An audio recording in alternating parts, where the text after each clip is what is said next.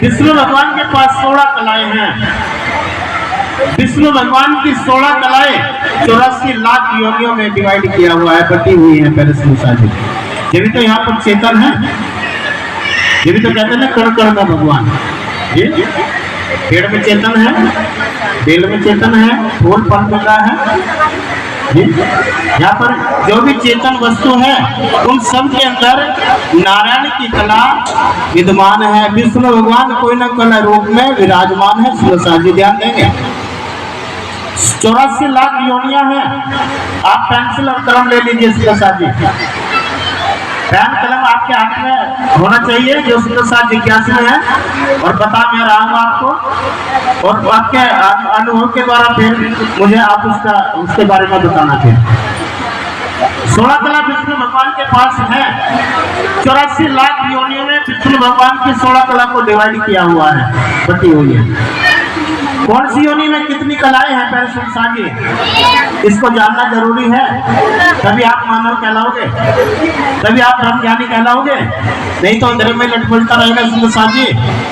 अब जागृत बुद्ध का ज्ञान आपके पास में है, अगर जागृत बुद्ध का ज्ञान लेकर भी भटकते रहोगे तो सुंदर जी फिर कोई संभालने वाला नहीं है। अब तो आए हैं मामद प्राणनाथ जी, विद्यानंद बुद्ध निष्कलंक का आपको राह दिखाने के लिए। फिर से कोई आए विजय में नंदन बुद्ध, इसको अवतार कहना होगा नहीं। अवतारों की क्या किया जो दीना प्रकार की सोच, अवतार बहुत आए लेकिन क्या किया आकर के ब्रह्मांड का एक भी शब्द, एक भी रहस्य यहाँ पर बोल सके नहीं, वहां का कुछ भी वर्णन नहीं कर सके। आकर विजय में नंदन बुद्ध निष्कलंक अवतार में कह संसार जी हम कहाँ के हैं, कहाँ से आए हैं, इस संसार को छोड़ करके कहाँ जाना है, सारा दौरा हमें मामती प्राणनाथ जी ने आकर के दिया। देखिए 84 लाख योनियां हैं, उन्हीं 84 लाख योनियों में विष्णु भगवान की 16 कला बटी हुई हैं। कौन सी योनि में कौन सी कला है, इस पर विचार करेंगे सुरसा जी। जो 20 लाख किस्म की योनि है, इससे रहने वाले पेड़ पौधों की, वृक्षों के अंदर वृक्ष पेड़ पौधे जितने भी हैं स्थिर है, एक जगह है। इनका आकार हमें दिखाई दे रहा है, फूल है, पत्ते हैं, फल हमें मिल रहा है, लेकिन एक जगह स्थित है। ऑक्सीजन इनसे हमें मिलती है पहले सुरसा जी। इनके अंदर विष्णु भगवान की एक कला है, एक कला के द्वारा ये चेतन है, हरे भरे हैं, इनसे हमें फल फूल मिल रहा है, ऑक्सीजन हमें मिल रही है। इनके अंदर 20 लाख जो योनि है पेड़ पौधों की, विष्णु भगवान की एक कला काम कर रही है सुरसा जी। समझ में आई बात? दूसरी जो कला है कीट पतंगों के अंदर है सुरसा जी विष्णु भगवान की, उनका शरीर भी हमें दिखाई दे रहा है। छोटे छोटे मच्छर हैं, छोटे छोटे भंगुर हैं, एक स्थान से दूसरा स्थान भी वो हम अदल बदल करके दिखाई दे रही है। शरीर है, शरीर है, पेड़ है, स्थिर है, एक स्थान पर रहता नहीं है, एक स्थान पर खड़ा है। तो एक कला है विष्णु भगवान की। और छोटे छोटे भंगुर जो है, जो कीट पतंगे हैं, जो 10 लाख किस्म की योनि में है, उनका शरीर भी हमें दिखाई दे रहा है, और एक स्थान से दूसरे स्थान भी आते जाते दिखाई दे रहे हैं। देख रहे हैं पक्का? तो 2 कला विष्णु भगवान की काम करिए। दूसरी कला कीट पतंगों के अंदर जो 10 कला में है पहले सुरसा जी। पक्षी गण में 3 कला, पक्षी जिनकी गणना आई है शास्त्रों में 11 लाख किस्म की योनि, उनका हमें आकार भी दिखाई दे रहा है, स्वरूप भी दिखाई दे रहा है, वो एक स्थान से दूसरा स्थान भी बदलते हुए दिखाई दे रहे हैं। अपनी भाषा में कुछ बोल भी रहे हैं, चिड़िया है कुछ बोल रही है, कबूतर है कुछ बोल रहा है, कोयल है तो बोल रही है, और कौवा है तो 3 कला काम कर रही है पक्षी गण के अंदर पहले सुरसा जी। आकार भी है, एक स्थान से दूसरा स्थान भी जा रहे हैं, और अपनी आवाज में कुछ बोल भी रहे हैं। तो विष्णु भगवान की 3 कला उस योनि में काम कर रही है। जो शास्त्रों में 10 लाख किस्म की योनि आई, 2 पक्षी उनमें 11 किस्म की योनि आई है पक्षी गण की। इसी प्रकार से जी जो 30 लाख किस्म की जो योनि आई है, चार पैर से चलने वाले पशु और जानवरों की, उनके अंदर स्वरूप भी आकार भी है, वो एक स्थान से दूसरा स्थान भी बदल रहे हैं और उन आवाज में अपनी कुछ बोल भी रहे हैं। उनसे हमें कुछ मिल प्राप्त भी हो रहा है, गाय से घी मिल रहा है, भैंस से तो दूध मिल रही है, हमारे बैल है तो खेत में काम कर रहे हैं। तो विष्णु भगवान की पैर से साथी चौथी कला 30 लाख किस्म के योनियों के जो जीव हैं उनमें उनके अंदर काम कर रही है। वृक्षों में एक कला, तो रहती कीट पतंगों में, पक्षीगण में है 3 कला और 4 कला है चौपायों में। समझ में आई बात? और 4 कला से 8 कला तक इस मानव तन में दिखलाते हैं विष्णु भगवान की। 4 कला से ऊपर 5, 6, 7 और 8, 4 कला 5, 6, 7 और 8। समझ में आ रही होगी बात? कोई ना समझ तो नहीं है, कोई लिख ले रहा है, कोई किसी के समझ में नहीं आ रही तो बाद में बात करने में, क्योंकि ब्रह्म ज्ञान को समझे बिना ऐसा नहीं कि एक खुराक ऐसी भाई एक ही डोज लोगे तो आपका बेटा पार हो जाएगा ना, बार बार लेनी पड़ेगी, बार बार जानना पड़ेगा, बार बार समझना पड़ेगा जी। बार बार समझेंगे तो एक दिन करत करता क्या जड़मती हो सुझा। 4 कला से ऊपर की जो शक्ति आती है 5, 6, 7 और 8 ये मानव तन के अंदर आती है। जिस मानव के अंदर विष्णु भगवान की 5 कला है, सुंदर शरीर भी है, 2 आंख भी है, 2 कान भी है, नाक भी है, मुख भी है, हाथ पैर सब कुछ ठीक ठाक है, ना तो उसको भूख का पता, ना प्यास का पता, ना कपड़े का पता है, ना सर्दी का गर्मी का, जिसको कहोगे आप पागल है। उसके अंदर विष्णु भगवान की 5वीं कला काम कर रही है। समझ में आई बात? शरीर है, सिंपल शरीर है, सबका एक समान, लेकिन जिसको मत बुद्धि का व्यक्ति कहा गया है, भाई पागल जिसको कहोगे आप, मानव तो है लेकिन मत बुद्धि है, पागल है, अनभिक्ष है। तो इसके अंदर विष्णु भगवान की 5वीं कला काम कर रही है। कोई व्यक्ति है, कितना भी समझाओ, कितना भी बताओ, समझ में नहीं आता, क्या कहोगे भाई इससे तो समझाना, दीवार में टक्कर मार लेना है? तो उस व्यक्ति के अंदर विष्णु भगवान की 6ठी कला काम कर रही है। समझ लेना, उसके स्वभाव से, उसके गुणों से उसकी पहचान करना है। जो व्यक्ति अपने कार्य को सूझबूझ से करने वाला होगा, उस व्यक्ति के अंदर विष्णु भगवान की 7 कला काम कर रही होगी। और जो व्यक्ति अपने काम को सुचारू रूप से करता है, अध्यात्म की राह पर चला हुआ है, जीवों को सदमार्ग पर चलाने की प्रेरणा दे रहा है, खुद भी चल रहा है, दूसरों को भी चला रहा है, जिसके अंदर दया है, धर्म है, प्रेम है, उस व्यक्ति को कभी कभी सुनने में आ जाएगा। एक समय आता भाई, अपने ने भी साथ छोड़ दिया था, कोई व्यक्ति मिला था और वो व्यक्ति का कोई भगवान ही मिल गया। तो विष्णु भगवान की 8 कला उस व्यक्ति के अंदर काम कर रही है। विष्णु भगवान की 4 कला चौपायों के अंदर है, 5 कला मानव तन के अंदर है। 5 से 8 कला तक मानव तन में दिखलाती है।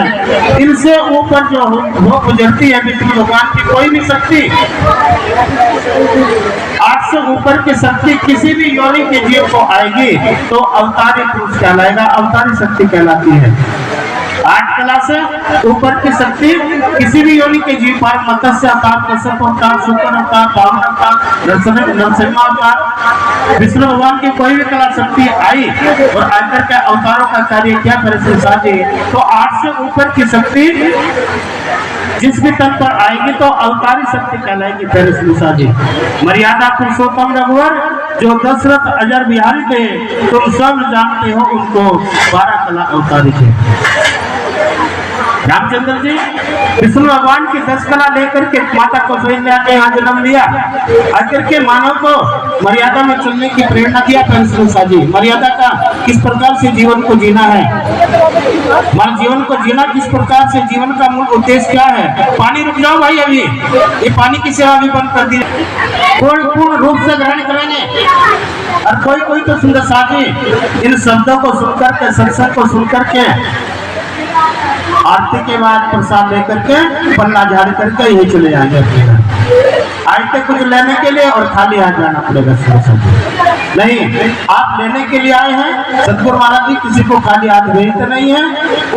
उस आशीर्वाद को लेकर के जाएंगे, उन पर विचार करेंगे, मंथन करेंगे और जो भी आपको अच्छा लगे उस शब्द पर अवश्य विचार करना है और सदमार्ग पर चलने का प्रेरणा लेना है। उनके सिंह चलने से तो अभी मेरी बात हो रही है।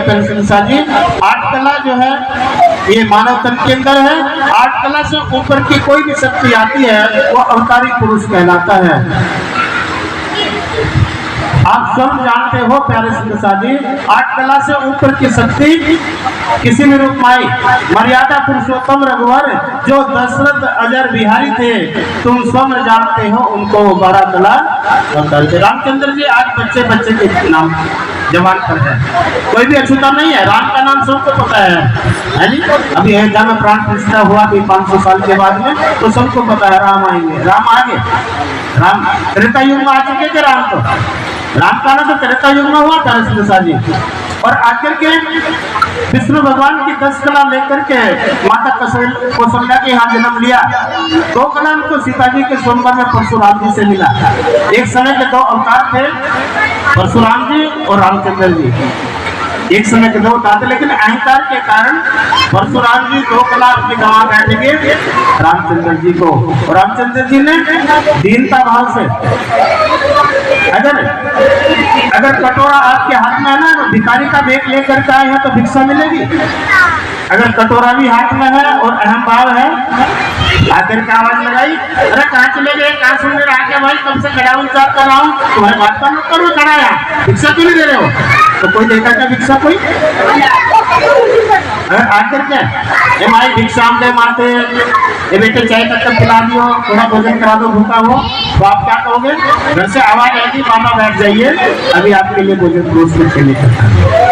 तो परशुराम जी अहंकार के कारण, अगर आपको अहंकार है, आपको मान का अहंकार है, सम्मान का अहंकार है, ज्ञान का अहंकार है, तो प्यारे सिंह जी आपकी की हुई भजन, किया हुआ भक्ति, की हुई सेवा सब चली जाएगी। कुछ भी निर्धक हो जाएगा, कुछ भी नहीं बचेगा। जो आपके पास में है ना वो भी चला जाएगा ब्याज में।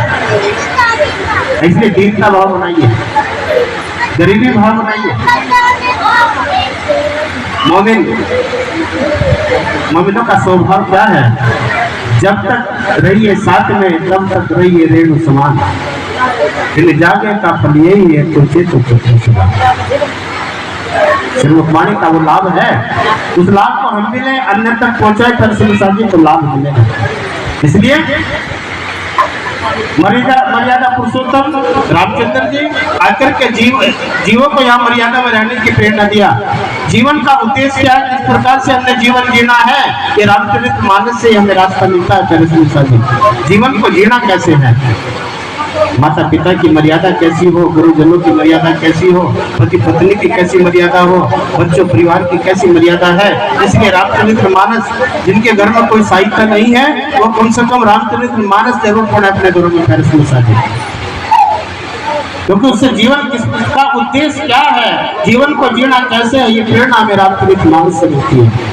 12 कला में आए और 12 कला शक्ति रामचंद्र जी की आई। पर जी आगे क्या कह रहे हैं? इनसे पहले जो हो गुजरे, इनसे पहले रामचंद्र जी से पहले मत्स्य अवतार, कश्यप अवतार, शुक्र अवतार, नरसिंह अवतार, बावन अवतार, सब अवतार अधूरे थे। क्यों? क्योंकि 9, 10 और 11 की शक्ति में रहे, इसलिए उनको अधूरा अवतार कहा। और मथुरा में श्री कृष्ण चंद्र जी 16 कला से पूरे थे। देवकी के यहाँ, वसुदेव के यहाँ जो जन्म लेने वाला बालक है, जो कंस की जेल में बंद है, वसुदेव देव की, और 8वें बालक के रूप में जो जन्म लेने वाला है साक्षात विष्णु भगवान।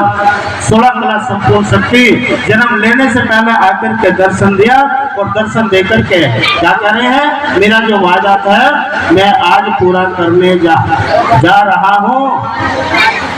वसुदेव के देव क्या महाराज, कौन सा वादा, किसका वादा, हमें कुछ याद नहीं है। उनको पिछला जन्म याद कराया, और पिछले जन्म में जो वादा दिया था प्रश्न और सुप्ता को, सुप्ता ने जो वरदान मांगा था कि आप जैसा पुत्र मेरी कोख से पैदा हो, उस वायदे को विष्णु भगवान ने पूरा किया। विष्णु भगवान वो वायदा तो दे देते हैं सृष्टि को, वचन दे देते कि ठीक है सही होगा, लेकिन विचार करते अपने धाम में जाकर के जो सीता ने वरदान मांगा कि आग जैसा पुत्र मेरी कोख से पैदा हो, उस वायदे को कौन पूरा करेगा, कैसे पूरा करेगा? भगवान के समान कोई है संसार में? है कोई? नहीं है ना।